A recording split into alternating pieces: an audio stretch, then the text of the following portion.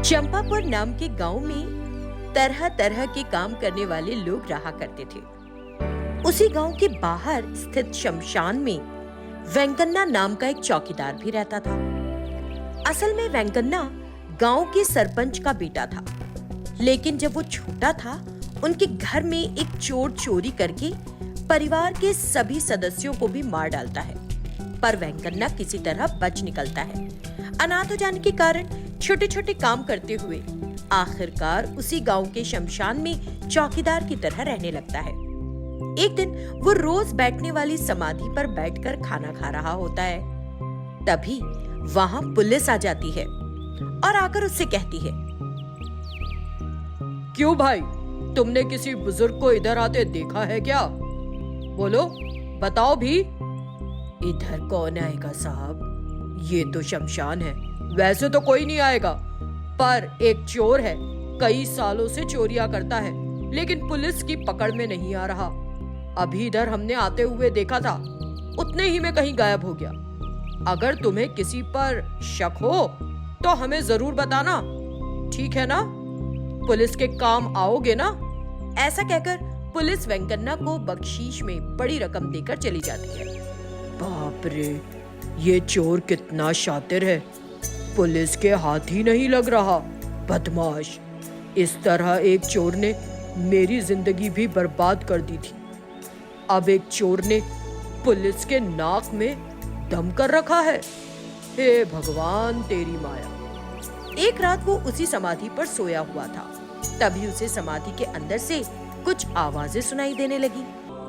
थोड़ी देर बाद आवाजें अपने आप बंद हो गई। इस तरह 2-3 बार होने के बाद आवाज पूरी तरह से बंद हो जाती है। तब वेंकन्ना सोचता है, नीचे क्या चल रहा है? लोगों के चलने की आवाजें आती हैं, फिर बंद हो जाती हैं। ऐसा सोचकर वो उठ जाता है और नीचे क्या है देखता हूँ सोचकर समाधि के चारों ओर घूमकर देखता है। तभी उसे एक बटन दिखाई देता है। उसे दबाते ही समाधि के नीचे जाने की सीढ़ियां दिखाई देती हैं। ये देखकर वेंकन्ना आश्चर्य से, ये क्या, समाधि के नीचे सीढ़ियां? ये सीढ़ी कहाँ जाती होंगी? ऐसा सोचकर वो सीढ़ी से उतरकर देखता है कि अंदर बड़े बड़े कमरे हैं और उनमें खूब सारा धन और सोना भरा पड़ा है। तब वो सोचता है, मतलब उस दिन पुलिस जिस चोर को खोज रही थी, वो मेरे बैठने वाली समाधि के नीचे ही इतने बड़े कमरे बनाकर रह रहा है। बाप रे बाप, कितना धन! इसने कितनों को लूटा है, बदमाश। उस दिन से वो उस चोर की हरकतों पे नजर रखने के लिए छुपकर बैठा रहता है। आखिर एक दिन चोर को देख लेता है और ये वही चोर है जिसने बचपन में वेंकन्ना के सारे परिवार को मार डाला था। उसे देखकर, बदमाश, इसी ने मेरे सारे परिवार को खत्म किया था, इसको सबक सिखाऊंगा। वो पुलिस को खबर देता है। पुलिस बड़ी सावधानी के साथ चोर को बंदी बनाती है और सारा रुपया, पैसा और सोना सब जब्त कर लेती है। पुलिस इतने खतरनाक चोर को पकड़वाने और दौलत को सुपुर्द करवाने के बदले में वेंकन्ना को उस धन का कुछ हिस्सा इनाम में देती है। उस दिन से शमशान का रखवाला वेंकन्ना धनी बन जाता है और अच्छे से व्यापार करते हुए सुखी जीवन बिताता है। गोपाल नाम का एक किसान चिन्नापुर गांव में रहता है। उसके पास थोड़ी सी जमीन है जिसमें वो खेती किया करता है। उसके खेत से बगल की भूमि जो काफी बड़ी है, दूसरे किसान सुरन्ना की है। इतने दिनों से सुरन्ना गोपाल की जमीन को अपनी जमीन में मिलाने की कोशिश कर रहा है। एक दिन सुरन्ना एक चट्टान उठाता है और उस नहर को बंद कर देता है, जिससे पानी गोपाल की भूमि में बह रहा था। अब गोपाल को अपनी जमीन पर पानी नहीं मिलेगा और वो खेती नहीं कर सकता। आखिर में उसके पास जमीन बेचने के अलावा कोई दूसरा रास्ता नहीं होगा। वो ऐसा सोचता है। सुरन्ना के सोचे हिसाब से गोपाल को पानी के बिना खेती की समस्या का सामना करना पड़ा। देखो जी, उस सुरन्ना को ही दे दो अपनी जमीन, उससे झगड़ने का क्या फायदा? हम ना तो खेती कर सकते हैं और ना ही जमीन को जस का तस रख सकते हैं, है कि नहीं? तुम उसे ही दे दो ये जमीन, जाओ। उसने जो मूर्खता की है उसके लिए क्या मुझे उसके पैर छूने होंगे? अगर वो पानी नहीं देता है तो क्या मुझे मेरी फसल नहीं मिल सकती? वो क्रोधित होकर अपने खेत चला जाता है और एक बोर की खुदाई शुरू कर देता है। पूरा होने पर वो एक पानी का बोर पंप शुरू कर लेता है। तभी उसे तेज चीख सुनाई देती है। आवाज सुनकर वो इधर उधर देखता है। कौन चिल्ला रहा था? तब एक शैतान बोर से बाहर आती है और गोपाल से यूं कहती है, मैं शैतान हूँ। एक संत ने मुझे श्राप दिया था, मुझे यहीं इस जमीन के भीतर बंद कर दिया था। अगर मुझे श्राप से छुटकारा पाना है तो मुझे तुम्हारी मदद करनी होगी। इसलिए जब भी तुम इस बोर को पंप करोगे तुमको सोना मिलेगा।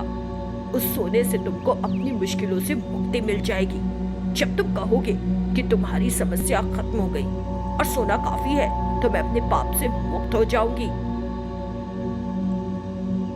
उस खुशखबरी को सुनकर गोपाल अपने घर वापस जाता है और अपनी पत्नी को ये बात बताता है। ईश्वर का धन्यवाद, खुशी के दिन आएंगे और कोई दिक्कत नहीं होगी। गोपाल शैतान द्वारा दिए गए सोने को लेता रहता है। गोपाल को दिन ब दिन धनवान बनते देख सुरन्ना उसकी तरक्की को बर्दाश्त नहीं कर पाता। वो गोपाल की प्रगति के पीछे के रहस्य को जानने की कोशिश करता है और आखिर में उसे बोरिंग शैतान के बारे में पता चलता है जो गोपाल को सोना दे रही थी। एक रात वो गोपाल के खेत में जाता है और बोरवेल को पंप करता है। बोर से एक सांप निकल आता है।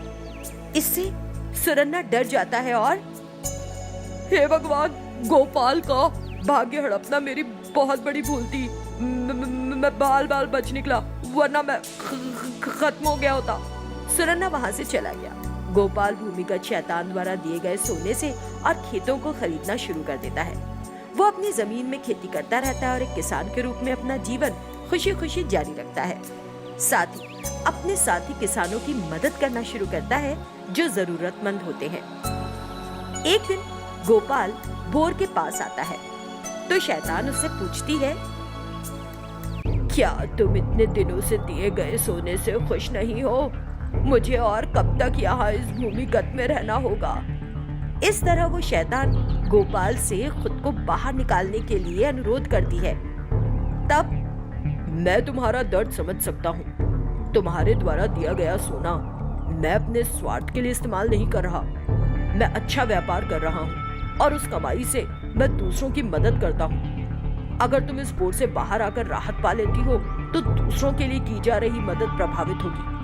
यही कारण है कि मैं तुमको ये नहीं कह रहा कि मदद बहुत हो गई, अब मैं समृद्ध हूँ। अगर तुमको लगता है कि मैं कुछ गलत कर रहा हूँ तो मुझे बताओ, मैं कहूँगा कि इतनी सहायता काफी है। गोपाल की सलाह से शैतान सोचने लगती है, अगर मैं अभी अपने पाप से मुक्त हो भी जाऊँ तो क्या फायदा होगा? मुझे तो पता भी नहीं कि मेरे लोग कहाँ हैं और मुझे पता नहीं वे क्या कर रहे हैं। अगर यहाँ रहूँ तो कम से कम एक अच्छे काम के लिए मददगार बनूंगी। तो शैतान वही रहने का फैसला करती है। शैतान द्वारा दिए जा रहे असीमित सोने के साथ गोपाल दूसरों की मदद करता है जो जरूरतमंद है और खुद भी सुख से रहता है।